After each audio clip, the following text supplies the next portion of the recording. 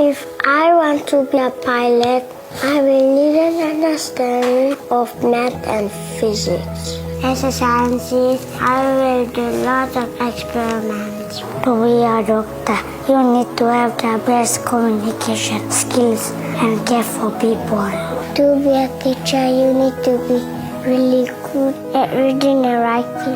To be an engineer, you need lots of practice and concentration and problem solving. Even if you plan to be Superman or Wonder Woman, you still need to read lots of books. It takes heaps of knowledge to save the world, so you better start early. Early childhood development. It gets the journey started, built on solid foundations. This year, Book Bilong Pikinini will be celebrating Literacy Week from the 2nd to the 6th of September in all library learning centers across the country.